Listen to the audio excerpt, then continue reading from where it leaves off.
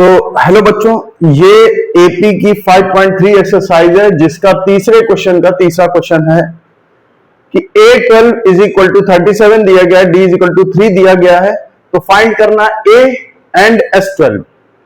तो A12 जो 37 दिया गया है, इट मींस 12th टर्म की वैल्यू कितनी दी गई है 37। तो हम क्या लिखेंगे, A12 is equal to A plus 11D, ये 12th term. It means A12 की वैल्यू कितनी दी है 37 is equal to A plus 11, D की वैल्यू कितनी दी है 3। तो अब कितना हो गया 37 is equal to A plus 33। तो A इज इक्वल टू क्या हुआ 37 minus 33 is equal to A, ये बचा 4, यानी A की वैल्यू कितनी आई 4। A की वैल्यू कितनी आ गई, एक आंसर हमारा आ गया, A की वैल्यू कितनी आई 4। Now we will find S12 is equal to A, D और S12। S12 की वैल्यू निकालनी, यानी n इज इक्वल टू 12, तो n by 2 2A plus n minus 1 into D। 12 दिया, n की जगह क्या दिया 12, तो हम यहां रखेंगे 12 बाई 2 2 इंटू A की वैल्यू 4 दी है, अभी निकाली हमने, और n की वैल्यू 12 दी है, माइनस 1 इंटू D की वैल्यू 3 दी है। 6 इज इक्वल टू 8 प्लस ये हो गया 11 इंटू 3, 8 प्लस 33, ये हो गया हमारा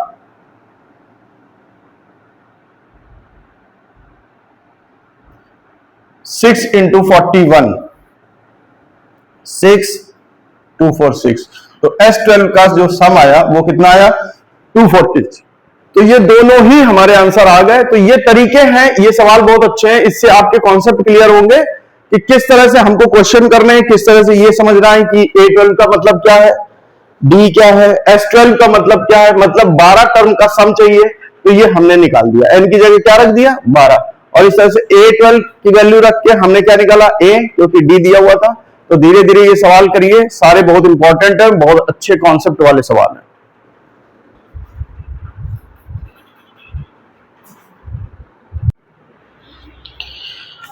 तो इस सवाल में दिया गया है, इस क्वेश्चन में दिया गया है कि अगर D की वैल्यू 5 है, D की वैल्यू 5 है और S9 यानी 9 टर्म का सम, यानी 9 टर्म का सम कितना दिया है 75, तो A कितना होगा और A9 कितना होगा।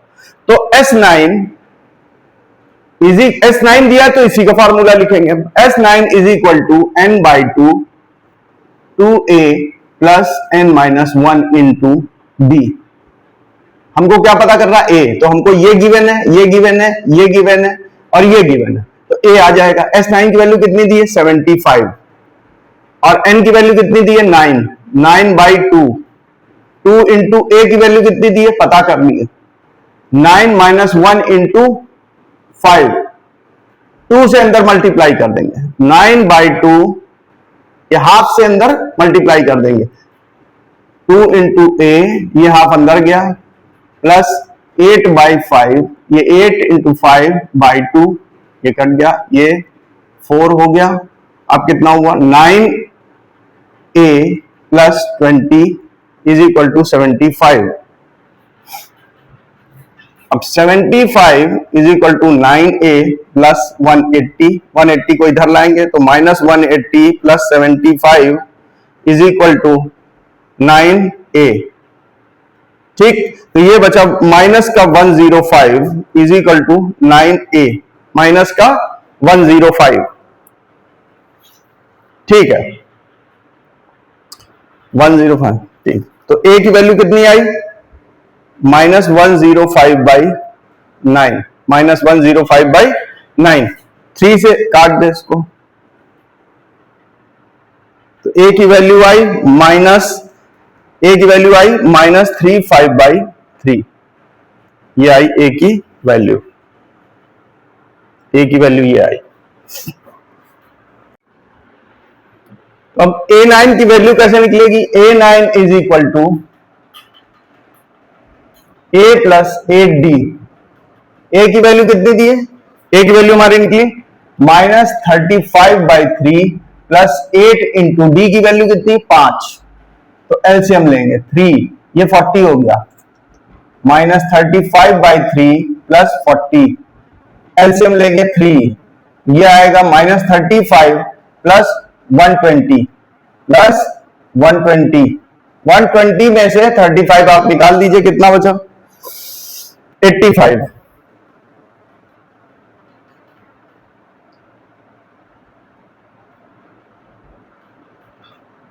तो A9 की वैल्यू आई 85/3।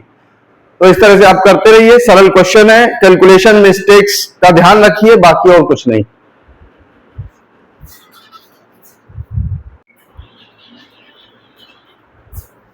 तो ये भी एक क्वेश्चन इसी एक्सरसाइज में है 5.3 में। First term of an AP is 5, first term of an AP is 5, last term is 45 and the some is 400, और सम कितना दिया है 400। तो हमें पता करना है n कितना होगा, n कितना होगा, d कितना होगा, ठीक है। तो ऐसे अब ये दिया है, ये दिया है, ये दिया है, n पता करना है। तो फार्मूला क्या होता है n/2 a प्लस l। एक फार्मूला सम का ये भी होता है, ये मैंने बताया था इससे पहले वाली एक्सरसाइज में, एपी की जो एपी का जो वीडियो है उसके कॉन्सेप्ट में ये चीज बताई थी मैंने कि n/2 a प्लस l भी होता है एक फार्मूला। तो s की वैल्यू कितनी दी है 400, n पता करना है, a कितना दिया 5 और ये कितना दिया है 45, ये कितना हुआ 400 is equal to n/2 into 50, 2 से ये कैंसिल हो गया और 400/25 इज इक्वल टू n, ठीक। तो n की वैल्यू कितनी आई 16, कितनी आई 16, यानी 16 टर्म है जिनका सम है 400, 16 टर्म है जिनका सम है 400। अब हमें क्या निकालना है, कॉमन डिफरेंस। क्या निकालना है, d निकालना है। d कितना होगा, तो हमें n मालूम है 16, a मालूम है, हमें कितना मालूम है 5, और l की वैल्यू दी है हमें 45, यानी टोटल टर्म कितने हैं, अगर a ये है और लास्ट टर्म हमारा 45 है, ठीक है। कह रहा है ना कि पहला टर्म कितना AP का 5, लास्ट टर्म कितना 45, तो टोटल टर्म कितने दिए हैं 16, टोटल टर्म कितने 16 है, n is equal to 16, a दिया है, फर्स्ट टर्म दिया है, लास्ट टर्म दिया है, और टोटल नंबर ऑफ n कितने हैं 16। तो फार्मूला क्या होता है, l is equal to a plus n-1 into D. l की वैल्यू कितनी है 45, a की वैल्यू कितनी है 5, n कितना 16 -1 इंटू डी, ठीक। इसको सॉल्व करेंगे, 45 - 5 कितना हुआ 40 is equal to 15d, is equal to 15d, ठीक है। तो लास्ट टर्म 45 है, पहला टर्म 5 है, और ये निकालेंगे तो ये कितना होगा 40/15 इज इक्वल टू d, तो d इज इक्वल टू कितना हुआ 8/3, ये हमारा आंसर हुआ 8/3। तो ये पूरे सवाल इस तरह से लगे।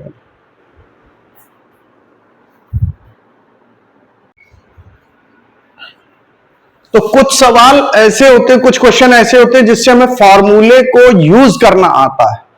तो ये उसी तरह के सवाल है कि जैसे इसमें दिया हुआ है, पूछ रहा है कि first and last term of an AP is 17 and 350। तो इस सवाल में ये कह रहा है कि पहला टर्म 17, पहला टर्म 17 है, लास्ट टर्म कितना दिया है 350 दिया है। If the common difference is 9, यानी कॉमन डिफरेंस कितना है 9, how many terms are there, कितना n कितने हैं, n की वैल्यू क्या है, कितने नंबर ऑफ टर्म हैं। तो कह रहा first and last term, first term a 17 हो गया, लास्ट टर्म आपका 350 हो गया, कॉमन डिफरेंस इज 9 हो गया, हाउ मेनी टर्म्स यानी n की वैल्यू पूछ रहा है। तो हमें फॉर्मूला क्या मालूम है, l is equal to a plus n-1 into D. l की वैल्यू कितनी है 350, ए की वैल्यू कितनी 17, एन हमें निकालना है और डी की वैल्यू दी है 9। अब इसको सॉल्व कर लो, 350 में से ये गया 350 minus 17 is equal to n minus 1 into 9, तो 350 माइनस 17 हुआ 333 is equal to n minus 1 into 9। क्या 9 से डिविजिबल है? हाँ है, तो 9 से इसको काटो,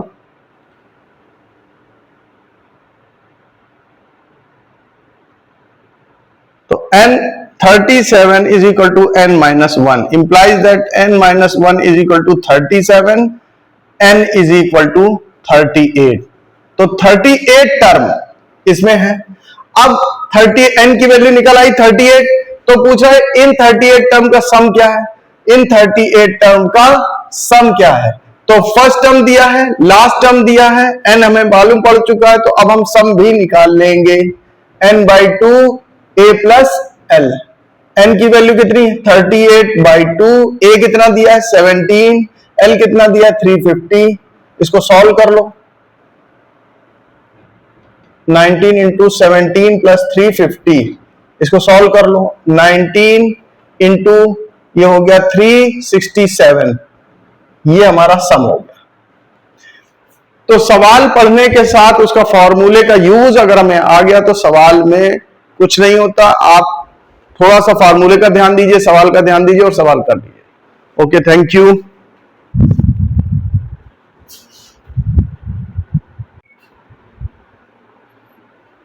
तो इस क्वेश्चन में क्या कह रहा है, sum of first 7 term of an AP is 49। पहले 7 टर्म का सम है 49, यानी S7 is equal to n/2 2a plus n minus 1 into D. S7 term AP तो सेम ही होगी दोनों में। हमने अगर एपी लेट कर ली कि एपी मान लो दोनों ही सेम एपी से सम है, तो सेम एपी के लिए a plus B a plus 2b, ये मान ली एक एपी है।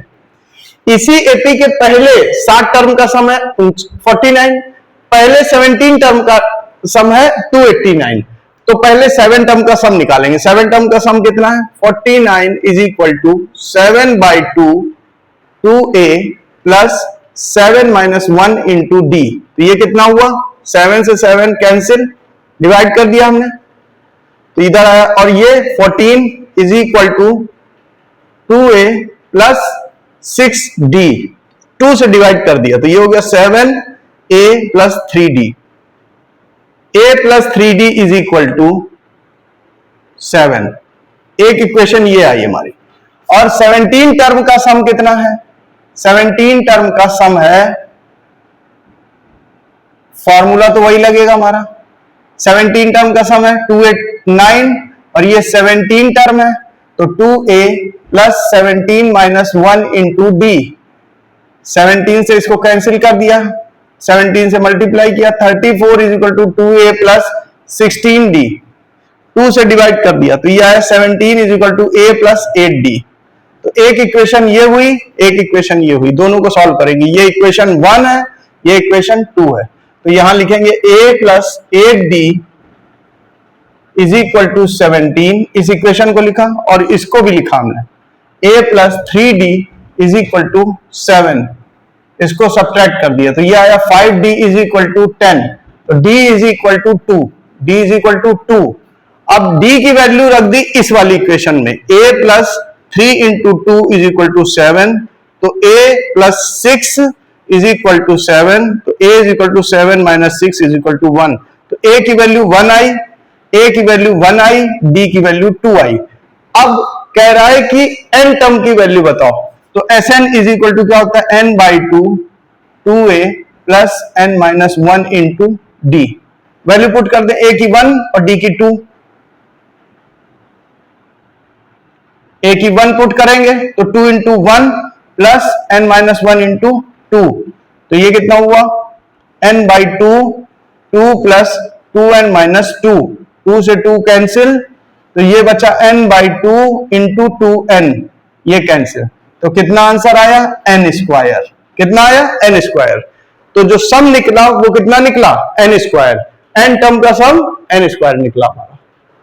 तो बहुत सरल सवाल है। फर्स्ट 7 टर्म का सम दिया 49, तो यहां पे n की जगह 17 रखा है इस फॉर्मूले में।